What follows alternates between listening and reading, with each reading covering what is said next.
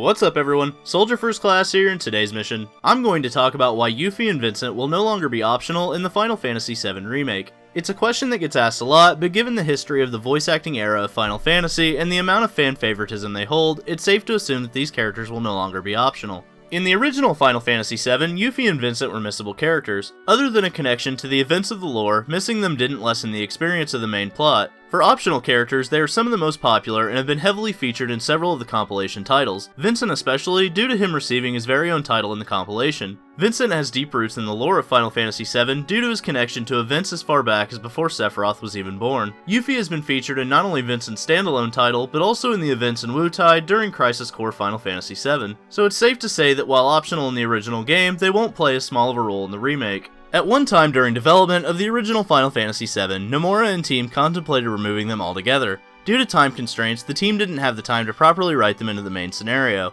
This left them with two options: continue developing them as optional characters that had little to no weight in the story, or remove them. Thankfully, they decided against removing them, and we have the characters we see today. Making these characters optional is, well, not really an option anymore. If you look at the voice acting era of Final Fantasy, there hasn't been an optional character. This is for many reasons, but there are a few that stick out: story continuity and financial efficiency. To develop an optional character, you still have to take the time to design, create, and place them into the game. They also have to hire voice actors, model their combat styles, and write them into the story. This is all money spent and time wasted that could be used developing the mandatory parts of the game. If a company is taking the time and spending the money to develop a character that's important to the story, they're not going to be optional. The reason these optional characters are harder to make is because they have to either impact the story or not. And if they don't impact the story, what's the point in having them? To keep up the illusion that the characters are or aren't there, the story has to be written in branching paths to account for this at all times. It's not just a simple scene cut here and there. Each character is part of a living world and story, and therefore must be included whenever it's necessary for them to be there.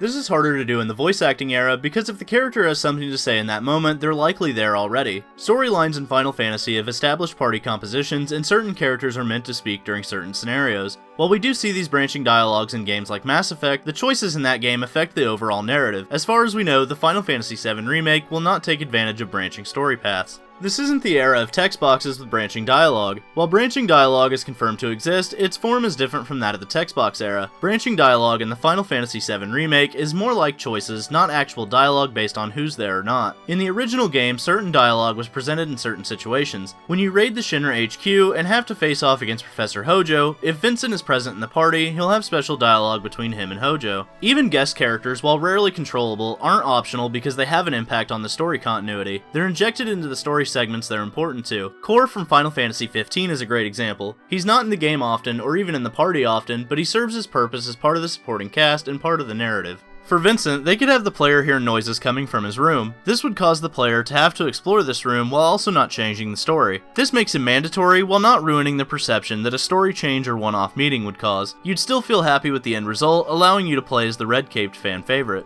Yuffie could also be handled in this way. If the world map exists in the second part of the remake, which, by the way, I don't think they're going to remove it, Yuffie could just be the first encounter you have inside of a forested area. This would make her mandatory and not change a single thing other than her being missable. No storyline would have to change, and it would make for an interesting meeting should they set up the moment cinematically. She could even be a boss fight, considering that you had to fight her in the original to obtain her anyway. This would still make a great interaction while not sacrificing the charm of the original game. What I find most exciting is that if they're doing all the character expansion with the Avalanche crew, imagine what they'll do with these two pivotal characters. Yuffie and Vincent will likely be explored way more in depth than was ever possible in 1997. It'll be interesting to see how this will unfold, and if they will get the proper treatment they deserve as fan favorites. Overall, with their popularity, their use in extended media, and the fact that they were supposed to play bigger roles originally, it's safe to say that these characters will be featured more heavily than before. I can't wait to explore the moment where Vincent finally meets Lucrezia again, and Yuffie steals all of my materia. I'm also excited for the new moments that will solidify their place in our hearts again. Keep in mind, we won't be seeing these characters until at least part 2, but their impact will still be felt all the same.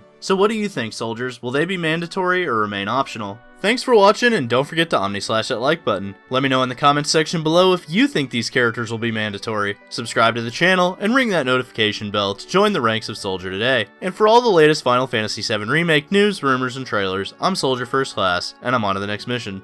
Later, guys.